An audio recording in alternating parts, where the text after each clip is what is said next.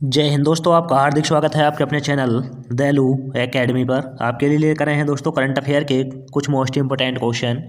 और दोस्तों, आप हमारे चैनल पर पहली बार आए हों तो चैनल को सब्सक्राइब कर लें, बेल आइकन प्रेस कर लें ताकि आने वाली क्लास का नोटिफिकेशन मिले आपको सबसे पहले। और दोस्तों, क्लास अच्छी लगे तो अपने दोस्तों में ज़रूर शेयर करें। और इससे पहले ही क्लास आपने ना देखी हो तो हमारी प्लेलिस्ट से जाकर इससे पहले ही क्लास देख सकते हैं। और दोस्तों, हमारे चैनल पर आपको सुबह 6 बजे डेली करंट अफेयर के टॉप 15 क्वेश्चन मिल जाया करेंगे। तो दोस्तों, हमारे चैनल को सब्सक्राइब कर लें। चलते हैं दोस्तों आज की क्लास के पहले प्रश्न की तरफ। जैसे कि दोस्तों, आज की क्लास का पहला प्रश्न है, हाल ही में किस संस्थान ने बीमारी के प्रकोप के प्रतिवैश्विक प्रतिक्रिया बढ़ाने के लिए सीईपीआई के साथ साझेदारी की है और अपनी विनिर्माण क्षमता का विस्तार करने के लिए $30 मिलियन का निवेश प्राप्त किया।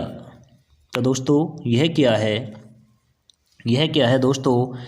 सीरम संस्थान ने क्या है?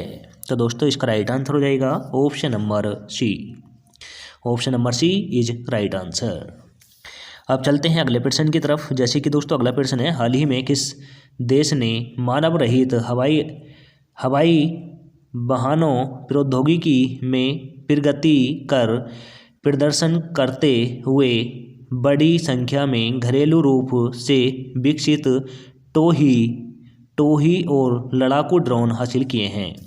तो दोस्तों, किसने मानव रहित हवाई वाहन टोही और लड़ाकू ड्रोन किस देश ने हासिल किए हैं? तो दोस्तों, यह किए हैं ईरान ने किए हैं। तो दोस्तों, इसका राइट आंसर हो जाएगा option number D is right answer. अब चलते हैं अगले प्रश्न की तरफ। जैसे कि दोस्तों, अगला प्रश्न है, गंभीर रूप से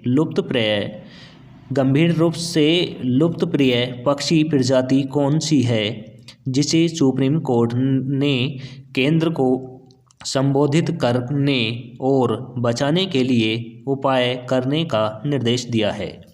तो दोस्तों, ऐसी कौन सी पक्षी की प्रजाति है जिसे सुप्रीम कोर्ट ने केंद्र सरकार को उसे बचाने और उसका संरक्षण करने के निर्देश दिए हैं? तो दोस्तों, यह पक्षी की जो जाति है वह है दोस्तों ग्रेट इंडियन बर्ड्स जो है यह लुप्त की तरफ चल रही है और इसे सुप्रीम कोर्ट ने बचाने के लिए केंद्र सरकार से कहा है। तो दोस्तों, इसका राइट आंसर हो जाता है option number C is right answer. अब चलते हैं अगले प्रश्न की तरफ। जैसे कि दोस्तों, अगला प्रश्न है, भारत में प्रतिवर्ष राष्ट्रीय बालिका दिवस कब मनाया जाता है? तो दोस्तों, भारत में प्रतिवर्ष राष्ट्रीय बालिका दिवस किस तिथि को मनाया जाता है? तो दोस्तों, यह मनाया जाता है 24 जनवरी को। 24 जनवरी को राष्ट्रीय बालिका दिवस के रूप में मनाया जाता है। तो दोस्तों, इसका राइट आंसर हो जाता है ऑप्शन नंबर डी। और दोस्तों, 24 जनवरी 1950 को उत्तर प्रदेश राज्य का गठन हुआ था। यह भी आप नोट कर लें। अब चलते हैं अगले प्रश्न की तरफ। जैसे कि दोस्तों, अगला प्रश्न है, फरवरी 2024 में कौन सा राज्य गृह ज्योति योजना शुरू कर रहा है? तो दोस्तों, फरवरी 2024 में कौन सा राज्य गृह ज्योति योजना शुरू कर रहा है?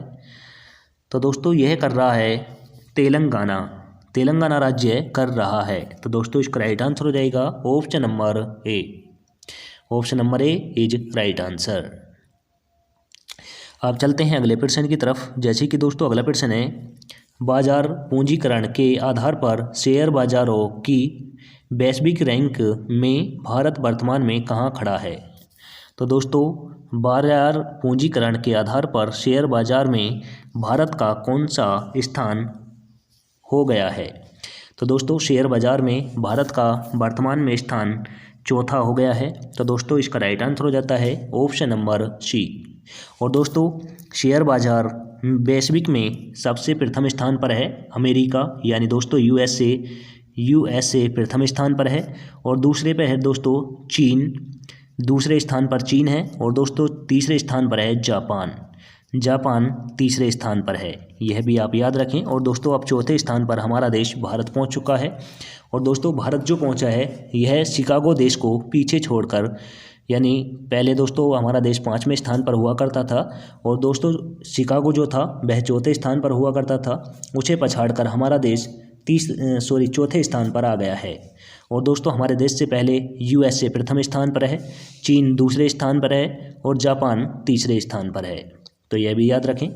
अब चलते हैं अगले प्रश्न की तरफ। जैसे कि दोस्तों अगला प्रश्न है, जनवरी 2024 तक किस कंपनी के पास $299.3 बिलियन के बाजार मूल्य के साथ दुनिया में सबसे मूल्यवान ब्रांड का खिताब है?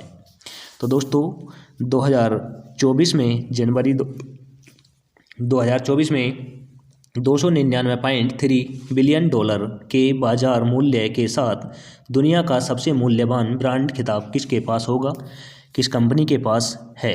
तो दोस्तों यह है वीरांगना कंपनी के पास, वीरांगना कंपनी के पास है। तो दोस्तों इसका राइट आंसर हो जाएगा option number B. Option number B is right answer. अब चलते हैं अगले प्रश्न की तरफ। जैसे कि दोस्तों अगला प्रश्न है, MG मोटर इंडिया में 38% की बड़ी हिस्सेदारी हासिल करने के किस कंपनी के रणनीतिक कदम को भारतीय प्रतिस्पर्धा आयोग से मंजूरी मिल गई है? तो दोस्तों यह मिली है JSW समूह को मिली है। तो दोस्तों इसका राइट आंसर हो जाएगा option number B. Option number B is right answer.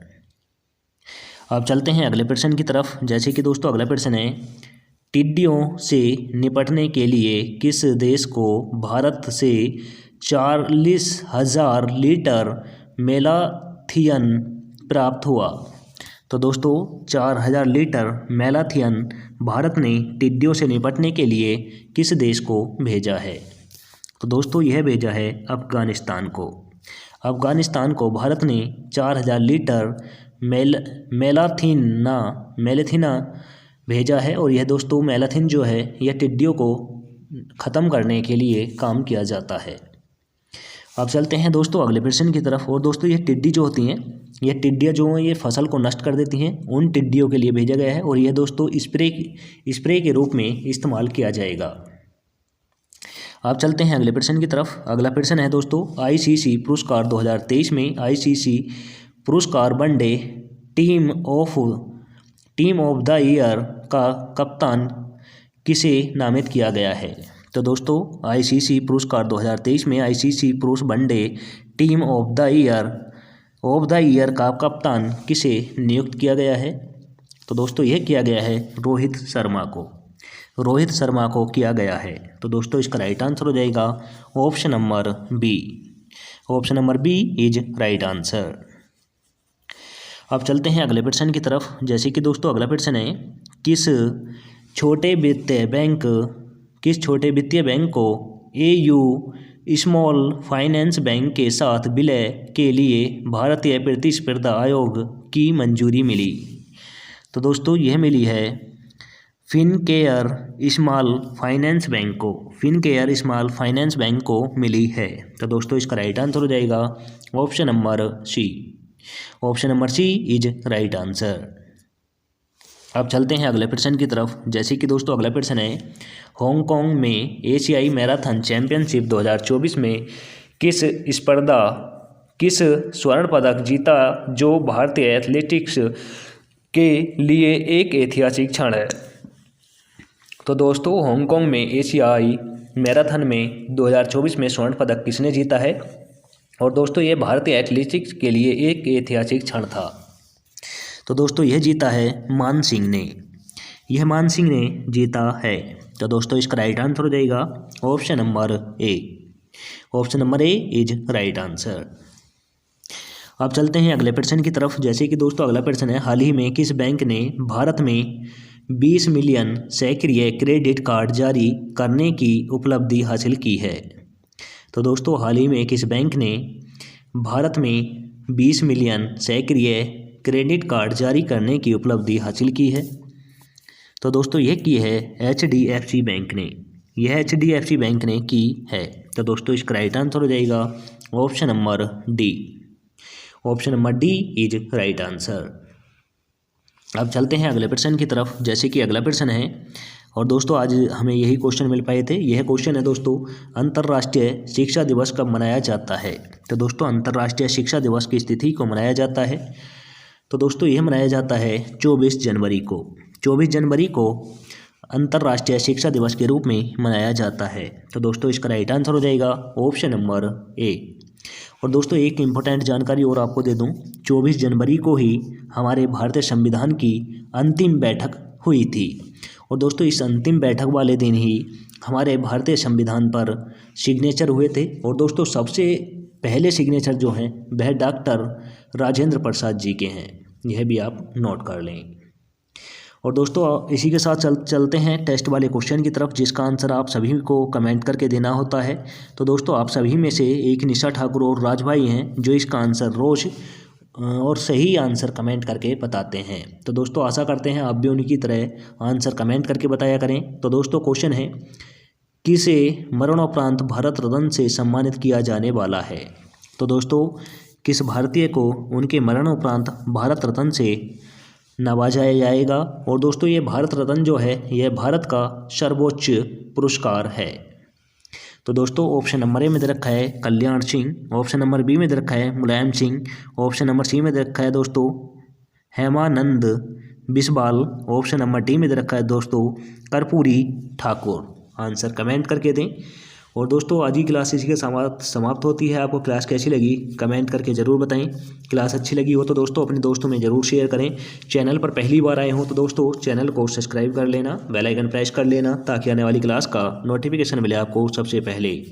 और दोस्तों हमारा एक टारगेट है 20,000 व्यूज़ का। जिस दिन 20,000 व्यूज़ आने स्टार्ट हो गए उस दिन से आपको हम डिजिटल बोर्ड के माध्यम से free of cost 1 day exam की तैयारी कराएंगे।